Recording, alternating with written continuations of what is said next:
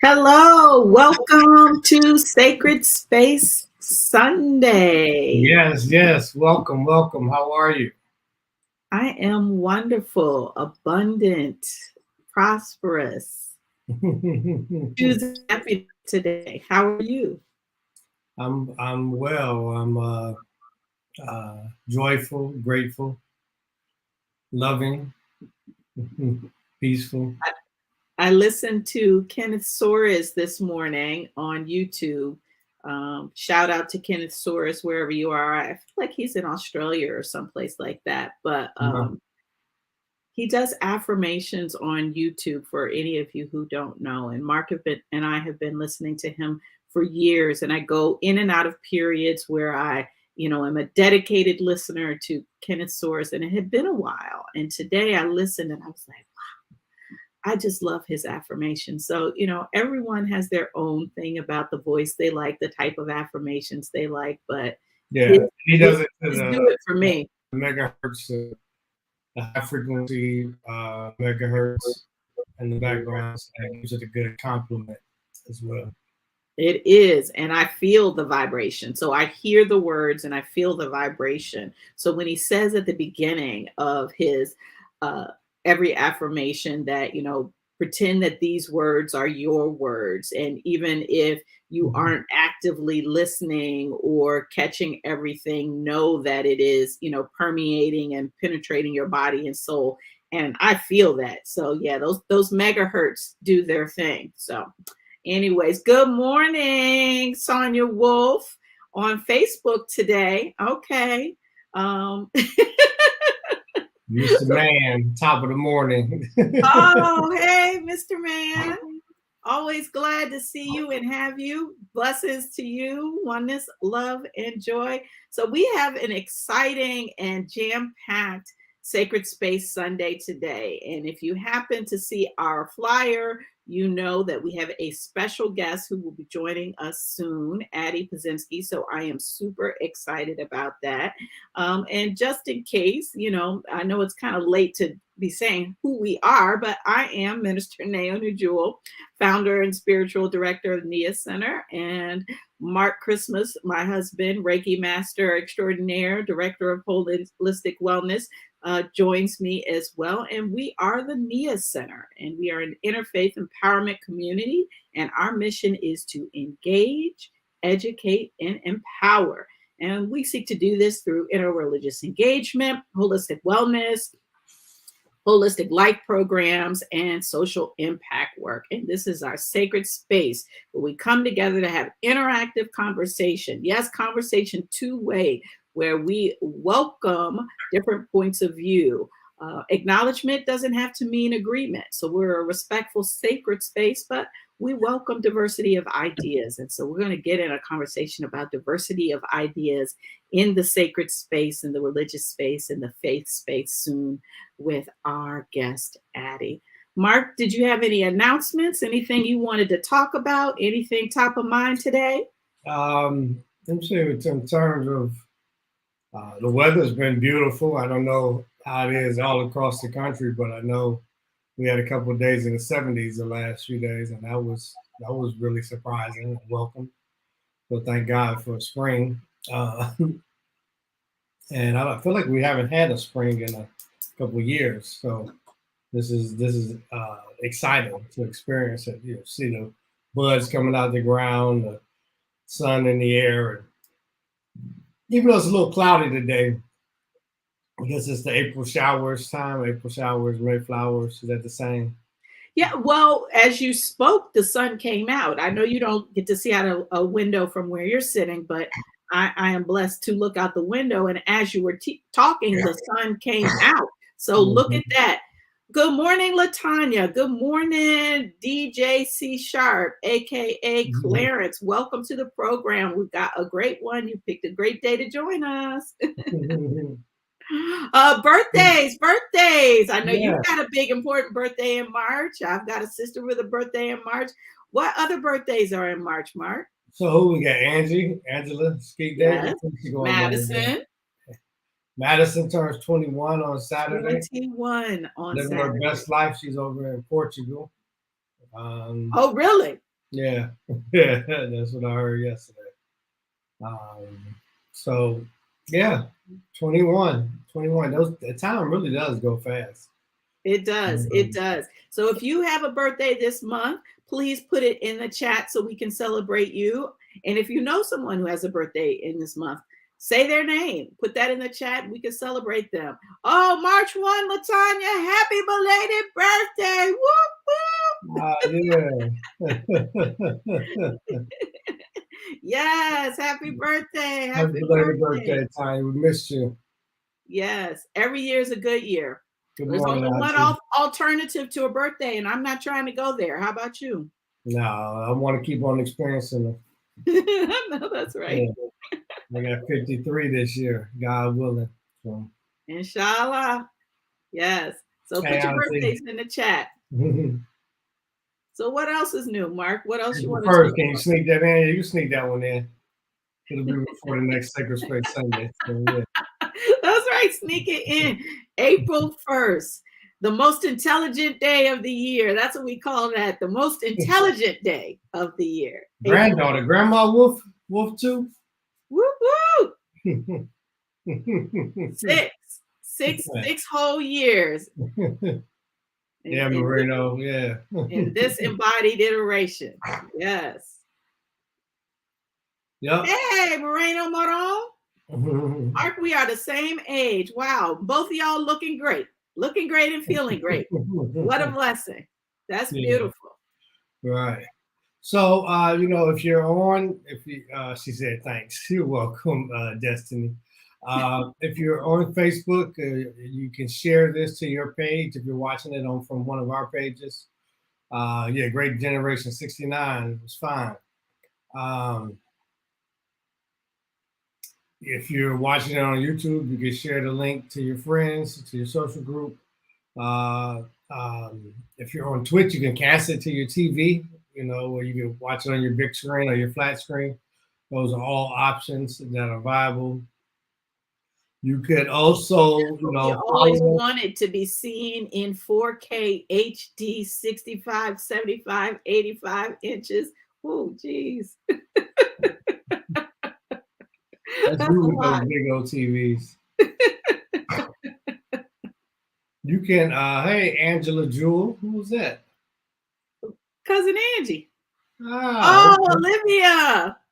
25. My Okay. second cousin turns 25 on the 14th.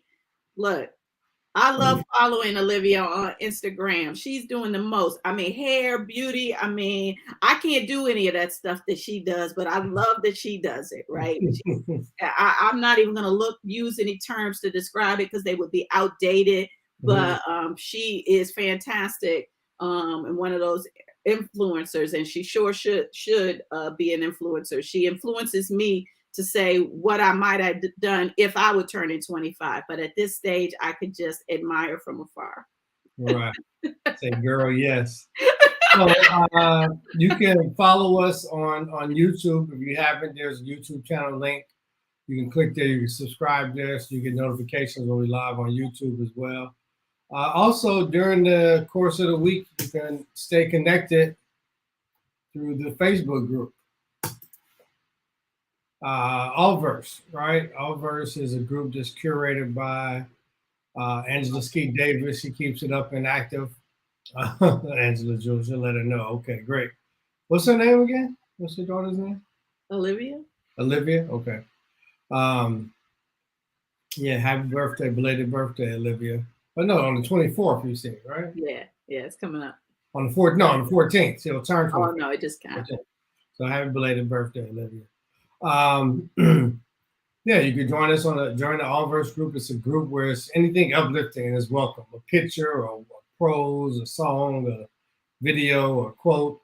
Let us know what you're up to. If you got events that are coming up, anything uplifting to the universe and positive. We started this group, I don't know, maybe 6, 7 years ago now. Yeah. Yeah, it's about 3,000 members strong. So yeah, we love to have you to be a part of the family there. So what else? If you are interested in being a guest or speaker On the Niyah Center, you contact us at niyahcenter@gmail.com. I think we'll put a banner up for that in a second. niyahcenter@gmail.com. Um, we also welcome any love donations. You know, we believe in tithing where you're spiritually fed. And so, as you see, scrolling across the bottom, you can Zelle or Cash App at Niyah Center. Any love donations in support of the movement.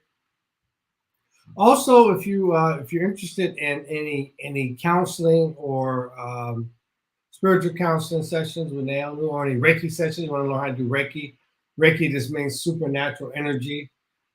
It's an ancient wisdom where people, if you feel like you're one of those people that takes on other people's energy, you can learn how to protect yourself from other energy that's unwanted. You know, your family, your loved ones, your space. Learn how to do self-treatments and really embark on a healing journey that's quite powerful and natural, right? Quite powerful and natural. You can contact me or just send us an email through Niyah Center at Gmail. We'll get back to you on those opportunities. What are you So going to let say? me pause you on the Reiki, because you don't really like pump yourself up very much, and I understand. But if I might take an opportunity to let people know really what the opportunity is. So I believe you had a recent Reiki session. Person will remain unnamed, but you check in with your clients, at the beginning, at the end, to find out, what's going on in their life, their world, how you might best support them. And then you check on them at the end to see, has there been any shift, any changes, anything that was created during that experience. And I believe you could share at the very least that you had a recent client who said that they were at a certain number frame in terms of, was it pain or something at the beginning, and at the end of the session they were someplace different. So they were at like a 6 or 7 out of 10 on level of pain when we started the session. At the end they were at 0, mentally and physically. And so it's Reiki it creates a deep a state of relaxation, and during that relaxation your body begins to heal itself mentally, physically, emotionally, spiritually. As you come into homeostasis and this balance, the body can do what it was created to do. Our bodies were created to heal itself. So on our website is more information on how to get in touch with Mark and a little bit of the pricing. Though those pricing, they need to be updated, right? They need to be updated. They are outdated, so I will tell you that, and we apologize for that. But yeah, do yourself a service. And distant Reiki, it is done, through the screen, and energy knows no bounds. So wherever located, and if a family member, you can seek it on behalf of a family member or a loved one. So just wanted to take a moment to put that out there, because I know there are a lot of people who are experiencing dis-ease and wellness as an experience, and that experience can shift easily to ease and wellness. So thank you. Anything else? Let me see what else here. Next Sacred Space Sunday, I think. Well, next Sacred Space Sunday is April 3rd, 2 days after Clarence's birthday, DJ C Sharp. The most intelligent day of the year. Just like he is. He's the most intelligent man I know. Right. Yeah, April 3rd, there it is, scrolling across the bottom, 11 a.m., same place, same back channel. You can join us there. Nate, you want to do us the posture of presence? Yes, I do. So let's take a moment to get centered and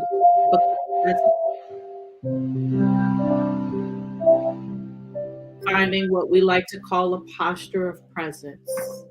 Again, sitting, planting your feet.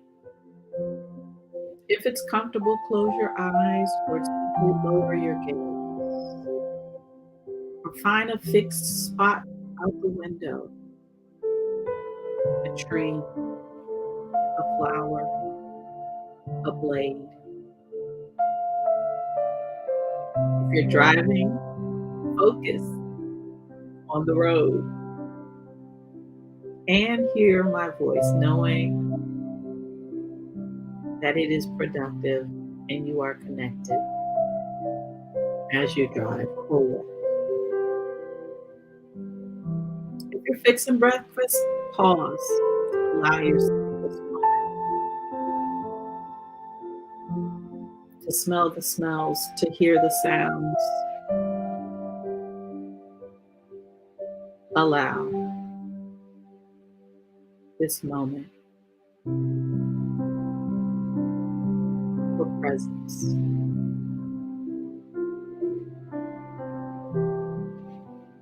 And now find your breath.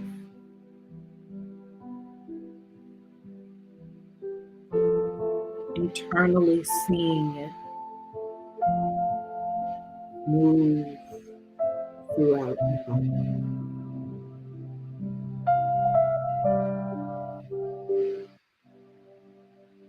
Feel the rise and the fall of the belly.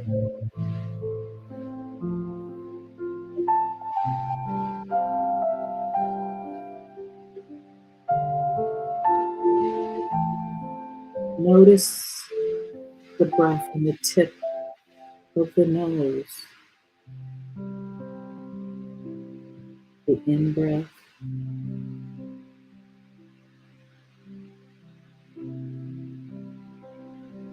the out-breath, gently through the mouth.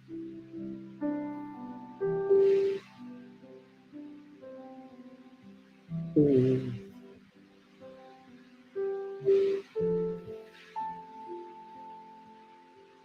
The blessing of life is in the breath. The blessing of life is in the breath. The blessing of life is in the breath. Breathe.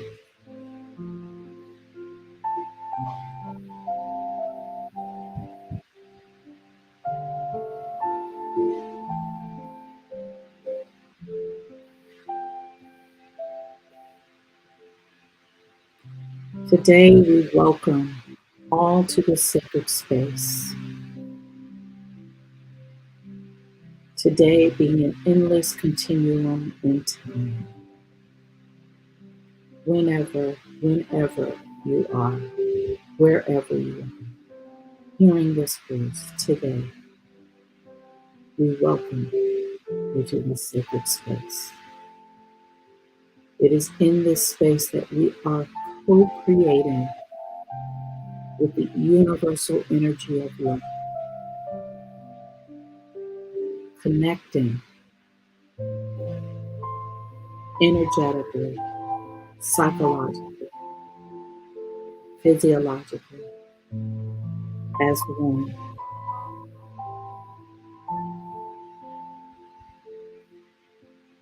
We give thanks for all the voices that are contributing here today, knowing that we are divine channels, given the gift of voice to be a blessing, to be a gift, to be blessed, to receive. We give thanks for all that is created through this time and space, knowing that we are a beneficial presence on this planet, and through this presence, we are shifting the energy of the planet. Sending love, transformation, liberation, freedom, peace, ease, grace, gratitude to the world right now, collectively, through our breath. Breathe.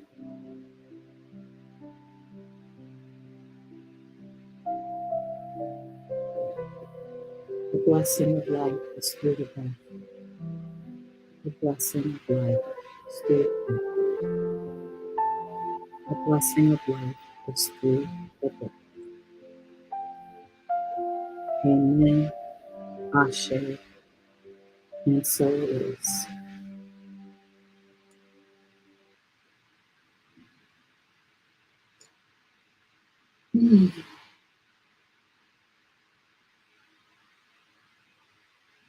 We just give that a moment to breathe. Awesome. Well, now it is the opportunity to welcome in our very special guest, Yes. Addie Pazzynski. Good Welcome, Addie, morning. Sacred Space. We've Thank you only so been much for talking about having this for me. years, so I happy know. to have you here. Thank you so much for having me. This is so exciting. Thank you, everybody, for welcoming me. We're excited to have you to be with us. Yeah. Yes. So let me brag about Addie for a moment and tell you all a little bit about her. I've had the pleasure of knowing her for, I don't know, it's probably four or 5 years now. Yeah. Yes, at Union's Theological Seminary together, took a lot of courses together. I don't even know how many, a lot. Yeah, many. Yeah. So we have grown and tracked our spiritual journeys together, and I am so grateful to have her here today. She uses the pronouns she and they. So we are happy they are here as well. And so Addie is, as I said, a seminary trained educator and a podcast host. We'll talk a little bit more about her podcast in a moment. And I love Addie for so many reasons, but one of the reasons is her passion and her passion about affirming the experiences and the lives of spiritually marginalized people. Interreligious engagement is something that is at the seat of her heart, her experience, and her practice. She facilitates theologically engaged religious literacy workshops, teaching people about the many ways that people express their faith. And this is now also something that she's doing through her podcast, Called to Be Multiple, Called to Be Multiple. So check that out wherever podcasts are available. We've got the link for the link tree, which will give you access to all of those links, Called to Be Multiple. Check it out today. It is absolutely fantastic and a wonderful supplement to what we do here at the Niyah Center and through Sacred Space Sunday. And here's a way that you can hear some different voices, some live experiences, and continue this practice and broaden your community through her podcast. Like I said, the platform stories of religiously multiple people. And so, reach out to Addie. She may want to talk to you if you have an experience that you think might be something that you would want to share with the world, and that helps, this spiritually multiple community know that they are not alone, know that their experience is real and embodied, and that there are many of us out there. So Addie has a BA from Waynesburg University and an MA in interreligious engagement from Union Theological Seminary. And she has studied across the world. She has studied religious diversity in Muslim, Jewish, and Christian contexts in Jordan, Israel, Palestine, and the United States. And she identifies as a spiritual nomad, and I give it to you because, how I identify changes with the wind. There's so many terms out there, and it's almost like, which one do I pick today? So I know you leverage Dwayne Bidwell's Religiously Multiple, and certainly I identify that way. But, I'm leaning more to spiritually multiple these days. Potato. She grew up Christian, Ukrainian, Catholic by inheritance, and Presbyterian and Southern Baptist by practice. So she is truly spiritually, religiously multiple. She now connects spiritually through interreligious engagement, some Christian practices, other intuitive practices. In her free time, free time. When is that? What is that? Is that a thing? Nope. She spends some of her other time looking for family and friends. I know she's a new mother, might not seem so new, but still, a mother of a young child. She sings and writes music and takes her toddler on nature walks. So, with that, we welcome you, Addie, and we want to get right into it and hear from you. Yes. But I think first we are going to have you do an affirmation for us. Yes. Well, good morning, everybody. It's so exciting to be here. And thank you, Naonu, for that beautiful introduction. I feel so honored. And, I've had the pleasure of joining the community as a viewer now for a little while when I've had the availability to hop on here for the live streams, and it is just so cool what you all are building. And I have to say, before we do the affirmation, having had so many classes with Naonu and just having seen her journey and watching her grow in school and in seminary, it's really cool, Naonu, to see you applying things and absorbing things and putting them into practice here. Like, it is just, it's really cool. Thank you. Yes. Thank you. So excited for you and your journey. And thank you all for having me. This morning I wanted to share, an affirmation with you that I wrote actually for my podcast. I wrote it for myself and for my guests first, actually, because I was pretty nervous when I first started the podcast, and I wanted to create an affirmation that would help me get in the right headspace for leading these conversations and for getting my guests in the right kind of mood and the right kind of attitude for recording and for sharing their stories. So I would love to share this with you this morning. I think this is a really great affirmation that can be used in many different contexts for many different people. And if it doesn't resonate with you, that's okay too. But I would love to share it with you in any case. So I will just go ahead and read it. I'll read it through twice so that we can have a few minutes to absorb it. So this is a centering affirmation. It isn't how you sound, it's what you say. It isn't what you look like, it's how you show up. It isn't what you know, it's who you are. You are an authority on yourself, on your experiences, on your story. Your story is worth sharing. Your experiences are valid. You are worthy. You have the wisdom within you. You've always had the wisdom within you. That's so good. We'd like to hear it again. Let's do it. It isn't how you sound, it's what you say. It isn't what you look like, it's how you show up. It isn't what you know, it's who you are. You are an authority on yourself, on your experiences, on your story. Your story is worth sharing. Your experiences are valid. You are worthy. You have the wisdom within you. You've always had the wisdom within you.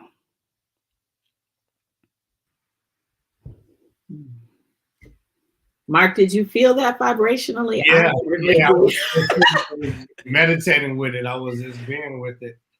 I love your voice as well. It's just so calm. You talk about Kenosaurus. I know. It's got to be at least 432 megahertz, maybe 528. Yeah. Very, very, very stimulating. So thank you. I was saying it when you were saying you, I was saying I in my head. Yeah. Yes. I felt it, needed and wanted. Yes, Moreno. Thank you. I am worthy. I am. My story is worth sharing. My experiences are valid. I have the wisdom within me. I've always had the wisdom within me, and so it's a matter of releasing any inhibitions that will get in the way of that and receiving it. So thank you for that. Of course. I'm going to do a reading before we jump into your talk. Addie, is that okay? Perfect. Thank you. So our reading today comes from Matthew, as we talked about. We're dealing with the Sermon on the Mount, which starts in Matthew chapter 5 for those that may not be familiar. But the Sermon on the Mount, there's a lot of things. I'm not going to get into what it is today, but the Lord's Prayer is there, the Beatitudes are there. But this scripture is taken from Matthew chapter 5, verses 17 and 18, the NSRV, New Standard Revised Version. New NRSV, New Revised Standard Version. So verse 17 reads, "Do not think that I have come to abolish the law or the prophets. I have come not to abolish, but to fulfill. For truly I tell you, until heaven and earth pass away, not one letter, not one stroke of a letter will pass from the law until all is accomplished." Those are the words of Jesus in Matthew chapter 5, verses 17 and 18. And with that, I think I'll turn it to Maddie. You're going to lead us through a conversation on living as a transformative fulfillment of our traditions. So he called you Maddie because that's what he called his daughter. Oh, So, it's okay. Sorry, Addie. I apologize. Oh no, I've gotten that my whole life. With the love and intention of of association, with his daughter, she's Madison, but he calls her Maddie. So That's okay. I say that is with the love that it was intended. Yeah. Oh, it's fine. It's all good. Thank you so much for reading that, Mark. And yeah, let's dive into it. Okay. Let's do this. Yeah. So good morning again, everybody, and thank you already. I can feel your love through the comments, and I hope that affirmation was encouraging and life-giving for you today. There's so much happening in our world right now. So many things that we're all pondering and sitting with that are so difficult, and it can be easy to forget our value and our worth. So I hope that affirmation spoke to you today. And today we're going to be talking about the Sermon on the Mount. Naonu asked me while I was preparing for today's talk to focus on this part of the New Testament. I think that this is kind of going to be an ongoing theme here for March here at Sacred Space Sunday. And so this is found in the Gospel of Matthew, but also there's a different version of the Sermon on the Mount in the Gospel of Luke. And I've read this text many times, and I've had the opportunity to study it in school. But today I wanted to lead us in an opportunity to reflect on this reading as an interfaith justice community, which of course the Niyah Center is. So before we get to the reading and the talk for today, I wanted to tell you a little bit about myself and my background so that you know where I'm coming from. I grew up in southwestern Pennsylvania, which is actually where I am right now. I live here, but also in Buffalo, New York. I'm kind of back and forth right now. So I grew up near Pittsburgh, and I belong to an evangelical Christian church, a couple of different ones, but for most of my childhood, a Southern Baptist church.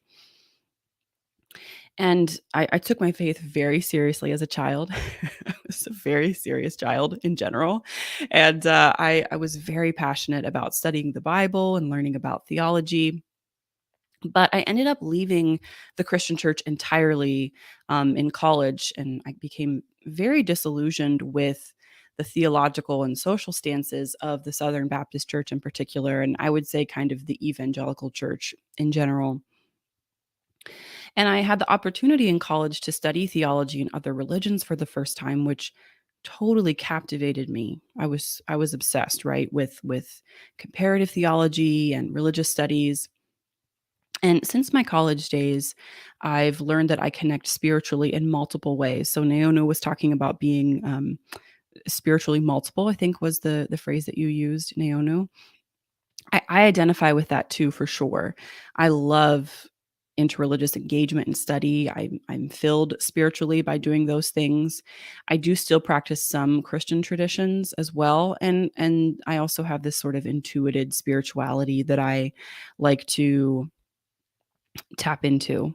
So that's a little bit more about me, just to give you some context about where I'm coming from. So I chose this text about Jesus and tradition for today's talk because I think this topic of how to engage with our spiritual traditions is really important right now. And by the way, I know that not everyone here has a particular religion or spiritual tradition that they follow. But I still think this is an important question for everyone to consider, since the traditions that impact our lives are not just the spiritual ones. And we'll talk more about that in a minute. So we're looking at Jesus in particular because I've done, a fair amount of biblical studies. I can speak to what's going on here, right? I feel comfortable. I'm not a Bible scholar, but I feel pretty comfortable talking about what he's doing here. But I also think his example is really helpful and interesting. So today's question really is, how are we supposed to do this work of engaging with the good, the bad, and the ugly within our traditions? What can we learn from Jesus in this text that we can apply to our lives as we maneuver our complex and sometimes problematic parts of our spiritual and cultural traditions? It's a huge question, and we're not going to get to the bottom line today, but we're definitely going to talk about one possible solution or strategy that I think will be really helpful. So, before we get into it, let's take another look at the reading itself and see what's happening in the text before we look at the application. So, in this text that Mark so generously read for us just now, we find Jesus' views about tradition in what's called the Sermon on the Mount, where Jesus teaches his followers the core principles of his message. This is where we find some of Jesus' most well-known teachings. Mark mentioned the Beatitudes, I think, the Lord's Prayer. A lot of people are really familiar with this part of the Bible, even if they didn't grow up Christian or are not Christian now. So Jesus teachings in the Sermon on the Mount, you might be interested to know, are not really new ideas for his time. In fact, in most of the sermon, Jesus is responding to statements from the Jewish tradition that he grew up in and was a part of, as well as statements and teachings from other Jewish teachers of his time.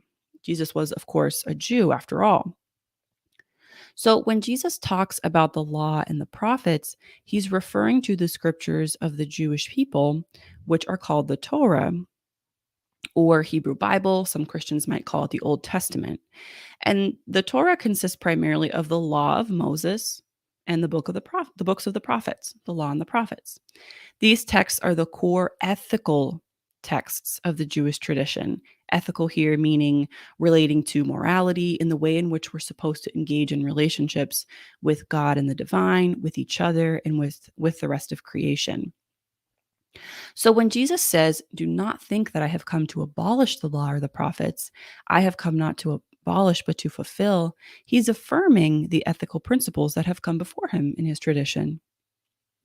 And when he says, "For truly I tell you, until heaven and earth pass away, not one letter, not one stroke of a letter will pass from the law until all is accomplished," he's asserting the lasting importance of the ethical principles of his tradition. In fact, Jesus wants to be the fulfillment. He wants to embody the fulfillment of these ethical principles. Here, the word fulfill does not mean to bring something to an end or to complete something, which sometimes I think we use that word that way. But when I went and did some searching and tried to figure out some other synonyms for this word in the original Greek language, which this was written in, another word for fulfill here is accomplish, meaning to reach the fullness of something's purpose or potential. I'll say that again. Accomplish, meaning to reach the fullness of something's purpose or potential. It's a really interesting word, I think. Jesus wants to fulfill, accomplish, or reach the fullness of the ethical legacy of his tradition. Now, to be clear, I don't think Jesus is just going along with tradition for the sake of tradition. His tradition is part of his story and informs him, of course, and it seems like he wants to pass those ethical principles to his followers. But he shows us through his own example that there's a lot of work to be done in transforming and critiquing our traditions to make them more justice oriented, more liberative, right, for our own communities. And he shows us this all throughout the Sermon on the Mount by strengthening the ethical principles of the law and the prophets. So, for example, Jesus says that being angry with someone is worthy of judgment, just the same way that murdering is worthy of judgment. He says that viewing women as objects is the same thing as committing adultery. And loving our neighbors is good, but it's still not enough. We should love and pray for our enemies too. In these statements, Jesus is responding to and engaging with the ethical principles of his tradition. You can hear, if you're familiar with the 10 Commandments, you can hear echoes of that in there, right? Adultery, murder, right? Etc. So he's responding to and engaging with the ethical principles of his tradition while transforming them to be even stronger, even more just, and more relevant for his times and his community. By doing this, Jesus is living not only as the fulfillment or accomplishment of his tradition, but as the transformative fulfillment of his tradition. He doesn't simply copy and paste the tradition of his ancestors onto himself, but he really engages with the tradition. He thinks about it critically, and he transforms it into something new by drawing out new meanings and applications. Right?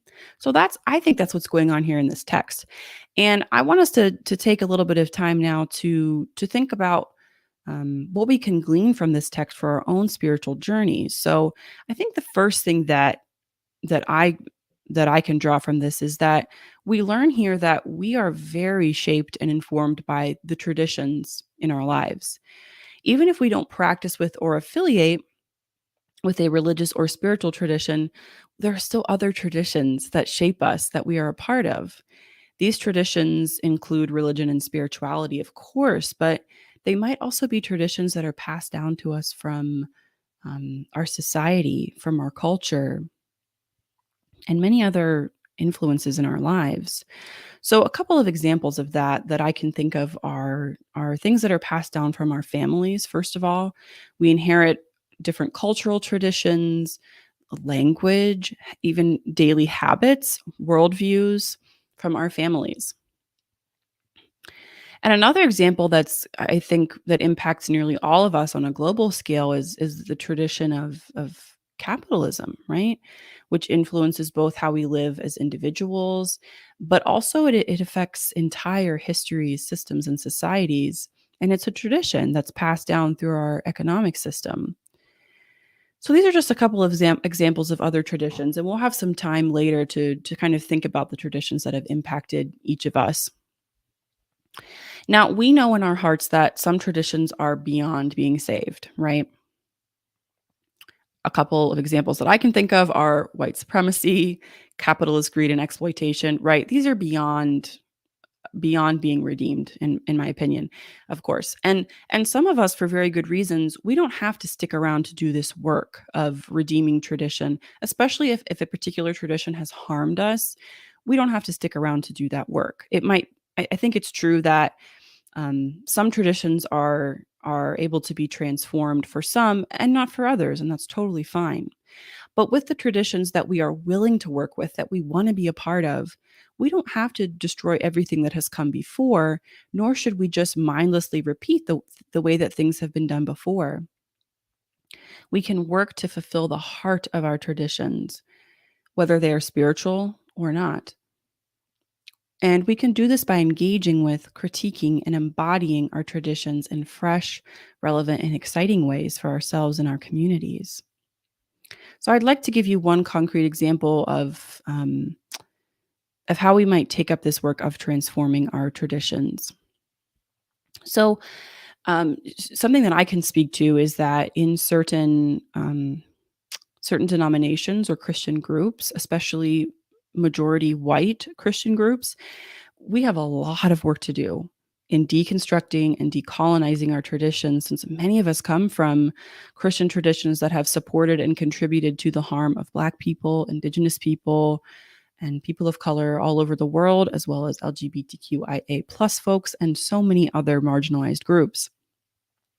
And for those who want to stick around, who want to continue within their Christian tradition, there might be this desire to engage in that struggle of reclaiming a version of the tradition that works for liberation and justice in the world. We don't have to destroy the whole tradition if it resonates with us, unless, of course, again, it's something completely evil, like white supremacy. Nor should we just go along with the status quo. We can assess what works and what doesn't work and carry the core principles of our traditions, especially the ones that work for justice and liberation, into the future with us. And I want to just make a quick note that I'm certainly not saying that we should cherry pick, meaning that we take what we want from our traditions without looking at the full picture. I don't think that's a great idea either most of the time. But I do think that we have this responsibility to be critical of tradition always. It might be that some traditions don't need to be transformed. They're already working for those who practice them. They're working for justice and liberation in the world. But I do think that probably more often than not, we need to engage in this work of transforming our traditions to make them more ethical, more just, and more liberation oriented.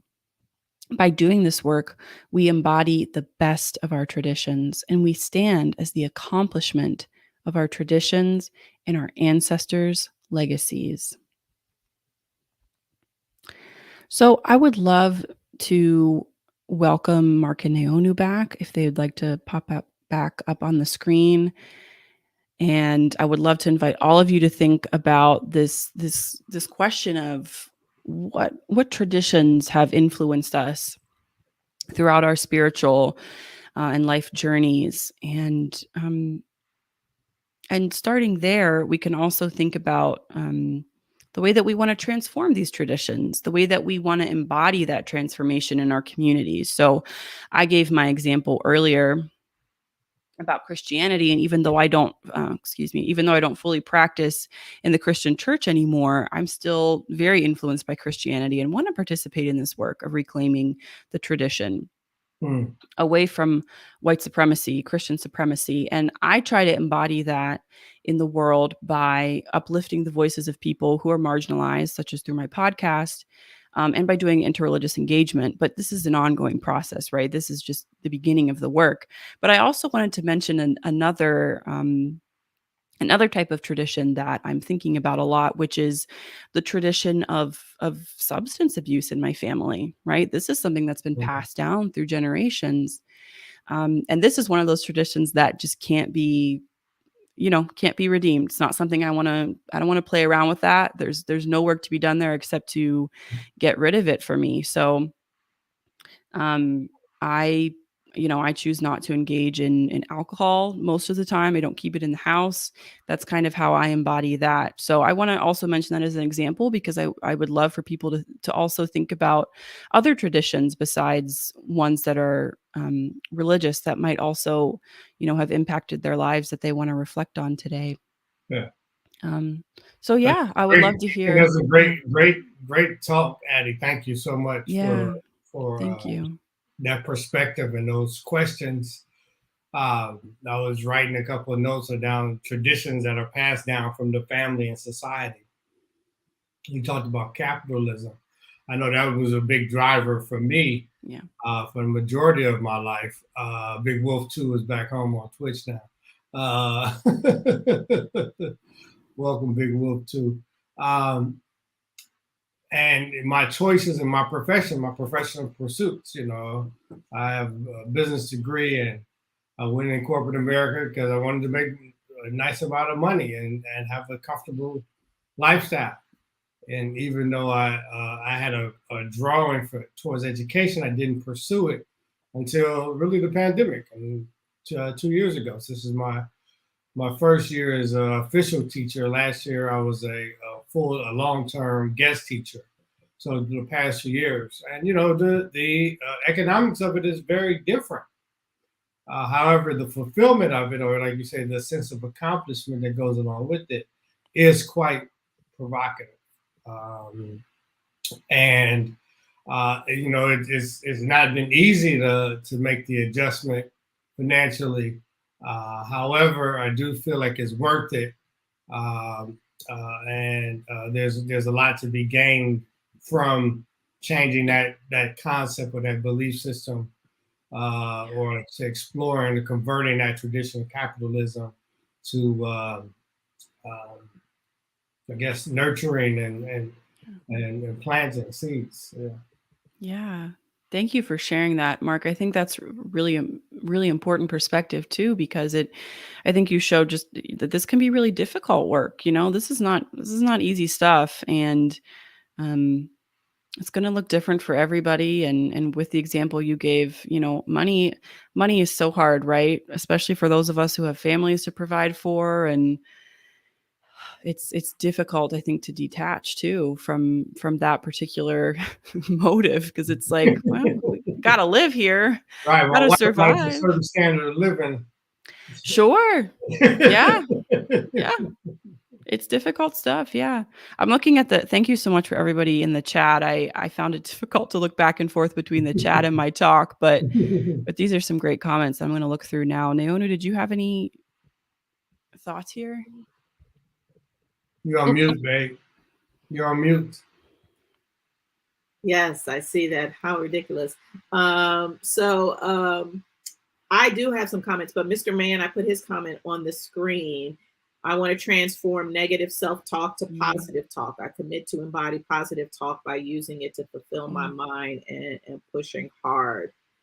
love And this that. is so critical. And so, Addie, I want to hear Mhm. your thoughts here. And I think it's important contextually because so much of what you talk about, I talk about, we talk about, Yeah. centers on how important context is, and Yeah. that any of Yeah. these conversations, anytime we're bringing our whole selves and our ancestral selves, our Mhm. intergenerational selves, like Mhm. you talked about the intergenerational Yeah. traditions of your family, those that you want to leave behind, don't want to play with, those you've Yep. experienced now and go forward. So, Mr. Man is a young person.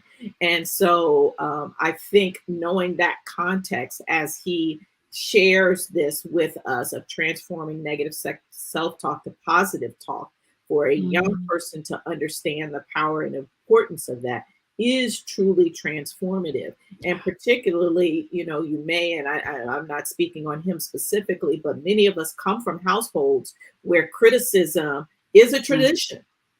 Criticism is used as what people think is the motivator.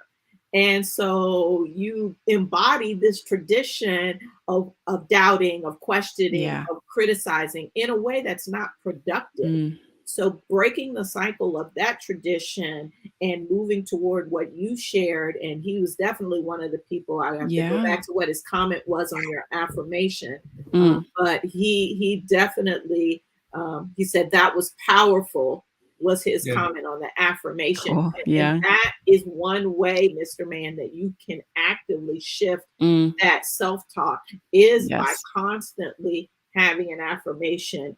KG Dean, who may still be on, also commented today, and she and I have been talking a lot lately. And she is the queen of affirmations and has shared a couple with me recently that I Oh. have begun to use for myself. One is I am proud of myself and I am a success. So I've been using that affirmation that she gave me. Yeah. And then this other affirmation that she recently gave me that I've been loving and living the last couple of days. Don't half-ass two things, whole ass one thing. And that was so powerful for me Mhm. because I come from a tradition in my house of, of matriarchs that are always doing 5,000 things at one time. Mm. And we really celebrate and promote being able to be a bunch of different people and Sure. being in excellence and all of these different things. And so I hold a very high standard of myself of not being able to do one thing well, but being able to do 20 things in excellence. And it's exhausting. And I don't want Yeah. to do it anymore. So Ugh. yes, KG Dean, I am ready to stop, half-ass Don't half-ass two things, whole ass to one right thing. whole last one thing. I was like, this is transformative. Yep. Yeah. Yes. It's amazing how these affirmations, it doesn't have to be like the giant affirmation I gave either. There could just be a part of it, a small part of it that speaks to you, like what you're sharing, Naonu. And thank you, Mr. Mann, KG Dean, everybody for sharing. Mr. You Mayor was one of my students this summer. Oh, that's Yeah, yeah, awesome. yeah. Yes, I feel this negative self-talk thing too, and I'm not going to go into the details, but absolutely, definitely part of the way that I feel like my brain was just shaped to be. And we need to speak these life-giving affirmations to ourselves daily, as multiple times a day, as often as we need them to remind ourselves. Let's look at what else is here. So we've got Big Wolf 2 on the screen. We were Mm-hmm. taught not to take care of ourselves, but everyone else. We were supposed to sacrifice ourselves for everyone else. So Yeah. breaking and redeeming that tradition. Absolutely. Right. Mm-hmm. So there's a lot of talk about, self-care is not selfish and it's a trend, it's a Yeah. buzzword, but living it is very different. Yeah. Yes. Yeah. Yeah, and it doesn't just look like pampering ourselves. Those things are great, right? But it's deeper, really taking care of ourselves is it's hard, but it's so important, and a lot of it has to do with where we are spiritually and how we're taking care of ourselves in that sense. And I really feel this comment about taking care of everybody else but ourselves too, as a new parent and as a mom. Yeah, the mental health part, it can be exhausting, right? Is and not always apparent that's missing the mental health wellness or nurturing the mental health. Physical, you can get up, you exercise, and it affects your mind. Yeah. Really, in terms of what is real mental health, what are you doing to heal, right? Heal your thoughts, heal your old beliefs, convert your traditions. Maybe go outside the beliefs that have been passed down through your family or culture, society. All those things, I think, affect your mental health as well. 100%. Yeah, and thank you, DJ C Sharp, said very informative, and thank you for your resub, and thank you, Big Wolf, too. I know last time we met, you resub, so long-term followers on Twitch, we thank you and appreciate your support. Resubbing is the way you hope to financially uplift and support the Niyah Center, so we can continue to bring you this wonderful kind of programming. So thank you so much. The other thing that your talk brought up for me, we were speaking before the broadcast that I am studying Gandhi and Martin Luther King together and in conversation. And yesterday I was rereading, one of the best books that I think is like a complete exemplar of your talk today. It probably was Howard Thurman's Jesus and the Disinherited. And it is exactly what you're talking about today, I Addie. haven't read it. I need to read it. Yes, my God. You write that down. It's a quick and easy read. And so, yes, Howard Thurman, Jesus and the Disinherited. So Howard Thurman visited with Gandhi on a world tour that he did. He was a scholar, an intellectual. He was the longtime dean of chapel at Howard University. And it was just part of this time, he was a mentor to Martin Luther King. People really wanted him to be the leader of a Gandhian movement here in the U.S. They looked at him as a source of knowledge on Gandhi's movement, but he wasn't interested in being an activist in that way. He was more of an intellectual, but he was a mentor to Martin Luther King. The myth has it that he always had the book. Martin Luther King always had the book with him. We don't know if that's true or not, but he certainly had his mentorship. And Howard Thurman in this book distinguishes, although he doesn't say I'm distinguishing, he distinguishes Christianity from the religion of Jesus. Right. And we know in the world of theology and Christian theology, and particularly progressive theology, many talk about, the way of Jesus, the following of Jesus, and emphasis on Jesus's message as, kind of pulling that thread through, de-emphasizing some other sections of the Bible. But I find it particularly of note, someone who wrote this book in 1949, that he did that transformation work that you're talking about, that redemption work, and refers to it as the religion of Jesus. And he goes to that Sermon on the Mount and goes to all of those ethics.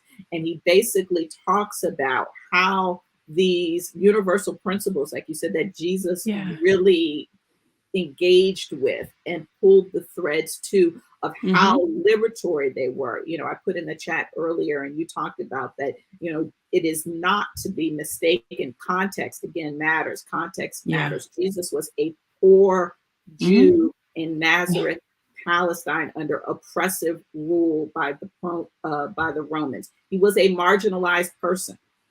He was in a marginalized community and was looking for a liberative theme to support not only his marginalized community, but the greater community at large. And so these ethics are powerful and ageless, and they get to be sorted through, engaged with, and brought into the present time. And so Howard Thurman does just that and comes up with a love ethic that he says overcomes the hounds of hell that kill people, the traditions, if you will, the spiritual and ethical traditions of hate and of deception.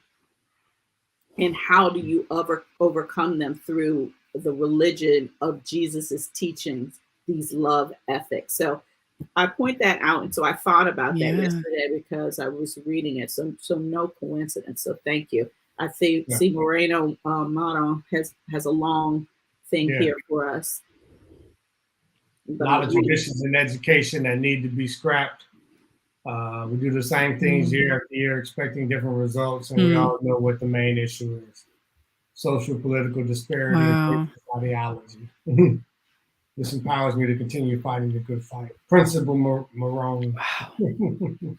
Thank you. Yeah. Yes. That's a great example of exactly what we're And that's talking your about. area of religious literacy. So tell people a little bit about why that's something that's important to you on this point of education and why talking about religion, because we've got this whole separation of church and state and all of these barriers about talking about religion. And so what is your take on that in conversation with Moreno Maron's comment? Yeah, absolutely. Thank you for this comment.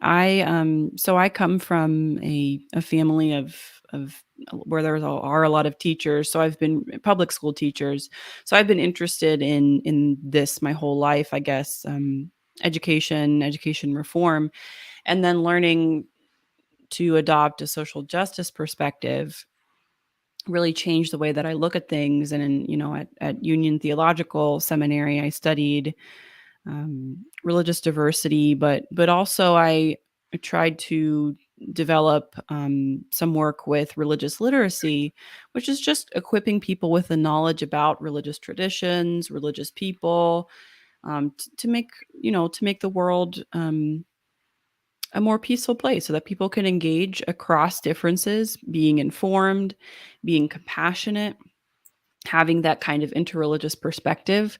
And I looked at a lot of that within public schools, and there are some really cool programs within schools that are already doing this work of educating kids about religion. And of course, it's not just talking about religion, right? But about some of these other really important perspectives that you bring up, Moreno, which are, in terms of the social, political stuff and the racist ideology. Neonu, I know you do some work with critical race theory, which is kind of a hot topic still right now, but it is for a reason. It's extremely important that we continue to do this work. So, I don't actually do this work in public schools right now. I'm doing it more with chaplains and with others who are with teachers to some extent. I'm a couple of teachers, but so this is really relevant for what I'm doing too, and I appreciate these thoughts. Yeah. You do workshops or training. What do you do in this area?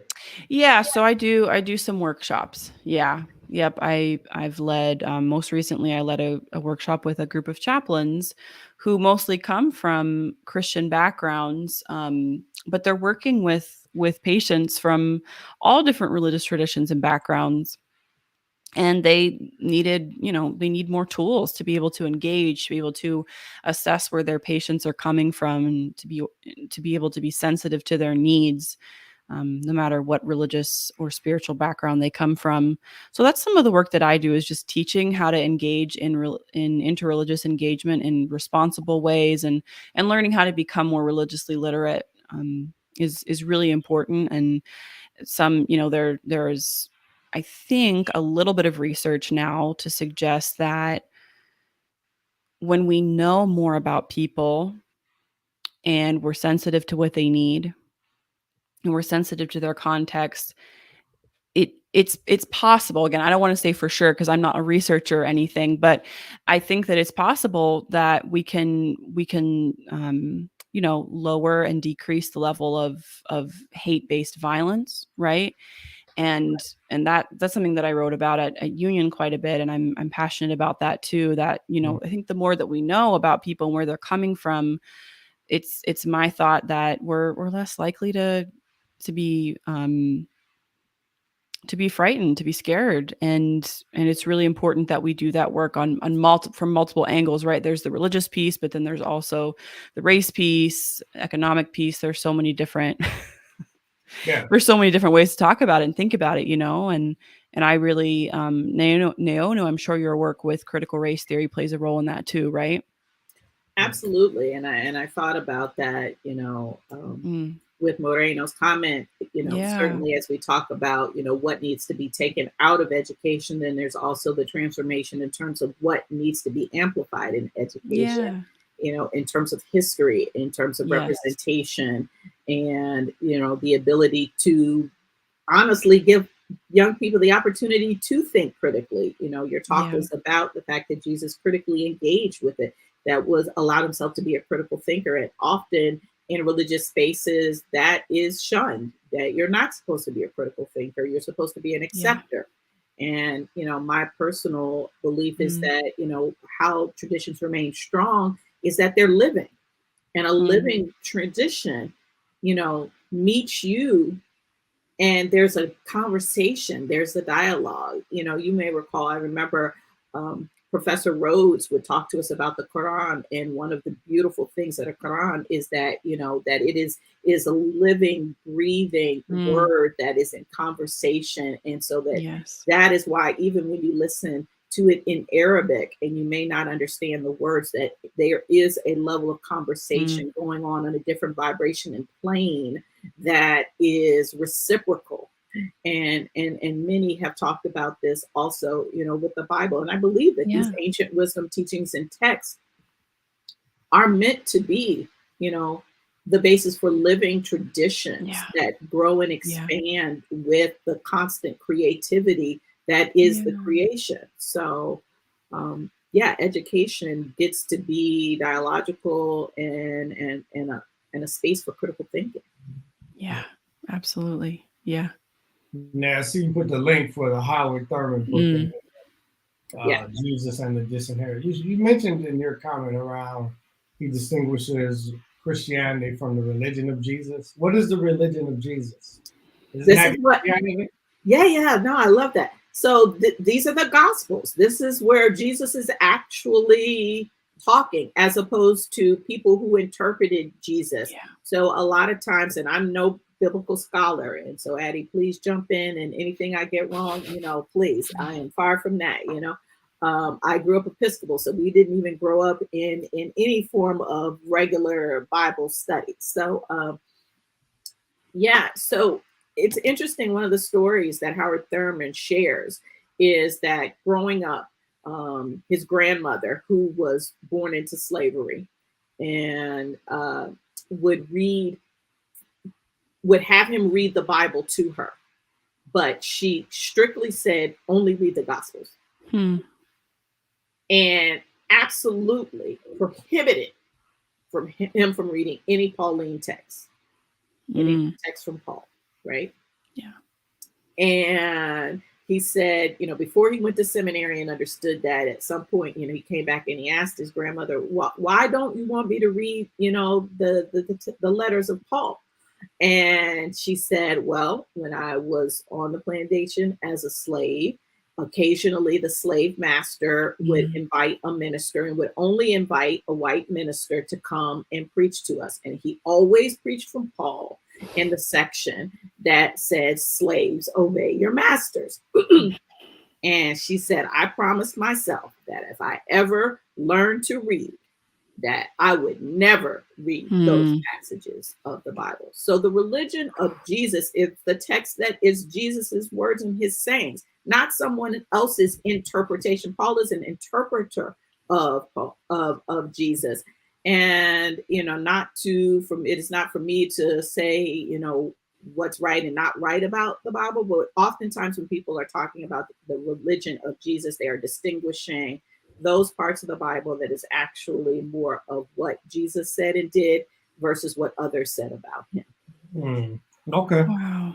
Right. Wow. Yeah. Addie, would you add Yeah. anything to that? Not much. That's powerful. And that's a really powerful story. I cannot wait to read that book. I'm not a biblical scholar either. But I think it's absolutely true. And I just want to say, for anybody out there who might come from a similar background to me, or might have these kinds of similar thoughts happening as they're kind of deconstructing or dealing with Christianity now from a more critical perspective. It's okay. It's okay to just read the text for what it is, to work to give up these old perspectives of what we've been told about the Bible, right? Just to look at what's there. If you want to continue to read the Bible and to draw wisdom and learning from it, it's okay to just have your own thoughts and opinions. It is okay, and it is beautiful that there's a diversity of thoughts out there about the Bible. And we don't have to read it. I'm coming from a tradition of reading it and trying to apply it literally, right? I don't even really know what that means now, applying things literally, because interpretation is just a part of being a human, right? We interpret everything. No one's going to look at the same text and come up with the same stuff from it. So I think it's important to just really embrace our own unique and individualized readings of script, of any scripture, really. It's going to hit all of us differently, and that's a beautiful thing. Yeah. Well, I remember learning that in English literature in high school, that, you read a poem, what does it mean to you? It may be very different than the person sitting across from you in the same room, or even the teacher, and that's okay. That's how words are, and they have different meaning. I think Latanya poses a question here in the chat. Yeah, it's a great question. You want to read it for us, Mark? But yeah, is there a religion of Jesus, or are these teachings of Jesus? Do we take Jesus' teaching and create our own religion based on our spiritual understanding at a particular time in our lives? And so, what she said another way, do our religions change and evolve as we grow? That's a good question, because what would you say when you keep changing? There's a religion's name, the phrase you said nomad, spiritual nomad, but you said something before you learned. Religiously multiple, religious multiplicity, spiritual multiplicity. I mean, yeah, well, you like you change with the wind. The terms that I use to label my identity changes with the wind. So I don't know if our religions change and evolve as aggressive. And some, if I think about it from a personal level, I think my interpretation of so I identify as a Christian, Addie. I was raised in a Pentecostal church. It's funny you say Southern Baptist. When you said you from Pittsburgh, I don't think of Pittsburgh as the South. There's a story there. I can tell you if you want to hear it. Southern Baptist in Pittsburgh. But I guess they traveled. They migrated north too. As well. My pastors were from Georgia. Yeah. Right. So I think if Big Wolf hits it, our understanding evolves as we grow, and so. But it's funny because in some ways I'm a traditionalist. Like in Reiki, as I teach Reiki, I'm a Reiki master. I'm very traditional in terms of how I teach it. And how I interact with the students around Reiki. But I opened I think, and I was seeing this the other day, I'm more conservative. There was something in the New York Times about very liberal, very conservative. There was like, how do people rank coronavirus and how they felt about different things, the vaccine. And I was like, I don't know that I'm very liberal or very conservative. I think I'm somewhere in between. And I think the same way with my religious views, that I identify as Christian, but I'm not very Christian. And I identify as spiritual, but I'm not very spiritual. So I think I'm somewhere on the spectrum. Yeah, right. Yeah. Yeah. I love this comment, and I want to get your thoughts about it as well. And so, Latanya, the way I would answer your question here is yes, yes, and yes, right? So when I said the religion of Jesus, I was quoting Howard Thurman. That's the distinction he made, and that's what he called it. He called it the religion of Jesus. Others say, following the way of Jesus. Some say the teachings of Jesus. So yeah, and again, context, he was writing from 1940s time. So it was radical and revolutionary as a Christian minister, particularly the chapel of Howard University, for him to even approximate that there was a way to recreate Christianity that didn't emphasize Christianity. So him even doing this subtle distinction. Like I said, he doesn't say it, but if you understand, he never says Christianity. He keeps saying the religion of Jesus was a radical and revolutionary move at that time that I'm sure many of his contemporaries and colleagues did not appreciate or agree with.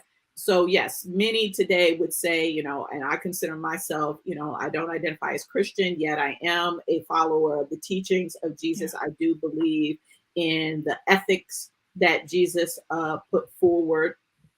And so I would say yes to that. And as everyone has shared here, Big Wolf and you, I do believe that all of this grows. And so do we create our own religion? You're bringing up the big questions here. What does religion mean, right? This is the work that Addie and I spent a lot of time, as theologians asking these questions, particularly in terms of interreligious engagement. This is why, is it interfaith? Is it interreligious? What do we mean when we say religion? What is a religion? What constitutes a religion? Who gets to call themselves a religion?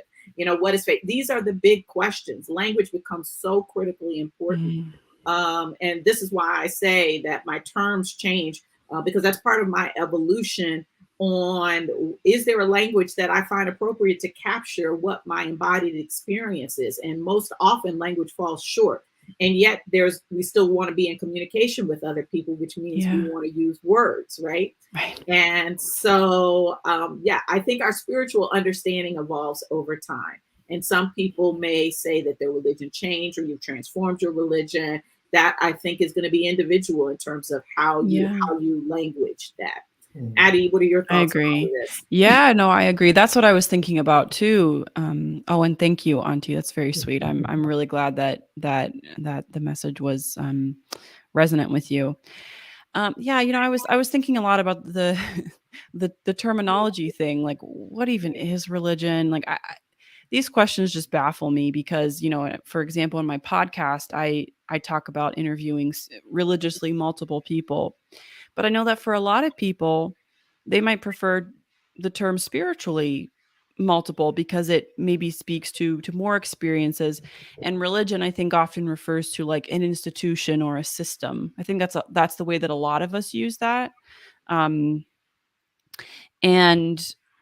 yeah, so LaTanya, I would say, I would also say yes. Everything. It's complicated, right? Yeah, like I don't know. right. It's a lot to think about. It's Thank you. complicated. Yeah, it is. Yeah. And this is why we have Sacred Space Sunday. This is it, it's right? amazing. This is why we do this. This is why you have your Yes. podcast to have these conversations because it is complicated, and we are seeking to create spaces where we can have these conversations, so ask important. these questions, expand how we think about these topics, and like you said, Jesus, critically engage and be willing to say yes and. Yeah. Mr. Mann put a comment about the affirmations, and it made me think about really affirmations. I think also give yourself permission to think differently, to believe differently than maybe you had been prior to the affirmation or to incorporating it. And so, I'm glad that they hit you hard, as you said. They hit hard to overcome yourself. And same for me, because it usually an affirmation for me, a powerful one will have me say, "Oh wow, okay, I didn't think about it that way." Like one of you talked about Kenneth Sawyer. I love when great ideas come to me, right? Right? Yes. And so, this is Addie. The podcast info, Big Wolfie, is in the comments. Yeah. Multiple podcasts. You can find it wherever you find podcasts. Bean Pod. What was the thing called? Yes. That's more for the people who are creating the podcast. Following it now. Yeah, you can follow on Apple Podcasts, on Spotify, iHeartRadio, and I think there are a couple of others. But if you follow that link, you'll see all of them listed. And the name is Called to Be Multiple, and it's very simple. I just interview people who express their spirituality and their religion in multiple ways, right? And I have 2 episodes up now, but there will be another one coming up next Thursday. It's an every other Thursday podcast. I would love for people to listen. We have some truly amazing conversations coming up. I'm really humbled by some of the guests that I've been able to invite onto the show, and you can follow on Instagram as well for updates. You can the name of the account there is just called To Be Multiple Podcast as well.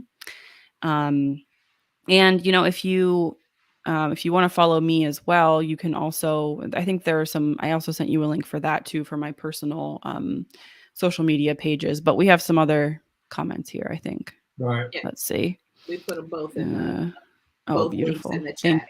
Yeah. I identify with Christianity, but the more I grow, evolve, and recognize that what I really am is a child of God with purpose. And as a child of God, I can only fulfill my purpose is by allowing, whether it is a lesson in Islam, Buddhism, Hinduism, etc. Okay, Tanya. Big Wiggy. You see this comment here. So, like I said, born for the radios, for the podcast. It's a divine gift, and it is not a mistake. And so today we don't get to hear your singing and music, but maybe on the podcast, that'll show up from time to time. Who knows? You'll have to subscribe and see. I love it. I love it. I love it. You play an instrument, Addie, as well?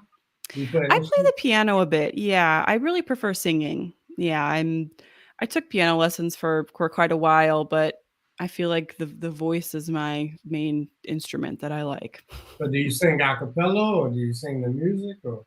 Yeah, I sing to music. Yeah, but my family's really musical, so I grew up with my parents play all kinds of instruments, and we would travel around our community and sing at festivals, and my parents did a lot of weddings and church events as well. So it's just in me, from a young age. They dragged me along until I liked doing it myself. Traditions to be kept. That's right. That's a good example. Yeah. And Ryan said it was a wonderful message. You gave her a lot to think about. It's so sweet. Thank you. Yeah. Yeah. Anything else, Naomi? No, this has been so rich. Addie, thank you. You see, we've gone because the conversation was just so rich. And so we so appreciate your time and coming here, knowing that this space is available to you at any time. If you get a divine message or something that comes your way, and you want to leverage this space, it is always here for you. We appreciate you being a part of the Niyah Center family. And I did want to say on the podcast that one of the episodes that's already up is also a Niyah Center family member, Kimberly Gordy. Her and her mom have been here. And so you all know Kimberly Gordy. So go to Call to Be Multiple and hear this wonderful dialogue from two of our Niyah Center family members. So just expanding the vision, expanding the community in the many ways that it manifests. So wonderful to be in partnership with you. Thank you so much for having me, and thank you for everybody for your lovely feedback and comments, and just for engaging and participating in these really difficult but hopefully rewarding discussions. I'm so happy to be here, and I would love to come back again. Thank you so much. Thank you. So, Mark, do you want to close us out with a parting word and prayer for today? Sure. So, Lord, thank you for this opportunity to hear the conversation around the traditions and how we can transform them for the accomplishment, the fulfillment, the accomplishment of the purpose of which we've been created. Lord, being willing to release traditions that are not serving us or that stand in the way of accomplishing the purpose that you've created us for. Thank you for the open-mindedness and the willingness to put on some new beliefs, some new traditions and practice. Thank you for using Addie as an instrument and a vessel to deliver a powerful and informative message today, and provocative. Thank you for the thoughts and the chains that are being broken and the locks that are being unlinked. in terms of moving forward and making this world a better place, and only the way that you can do it. Thank you for your love and your power. Thank you for all of those that participated today, Mr. Man and Auntie and Big Wolf too, and Moreno, and even Mr. Tiny Corn Dog, whoever he is, for joining in the stream today, and in the comments, the energy, Clarence Sharp, the birthdays that are coming up and celebrating. Thank you for the celebration of life and the revolutions around the sun. And knowing that with you that all things are possible as you take us into this week. Hey, Skeet Day, thank you for this today and for the affirmation. Addie Skeet Davis, who has a birthday coming up, thank you for her as well. And celebration that will take place next weekend for her birthday. We just really are grateful for all that you are and that you allow us to be, and that you just put changes around us as we go into this week to be powerful and safe. In your name we pray. Amen. And so it is.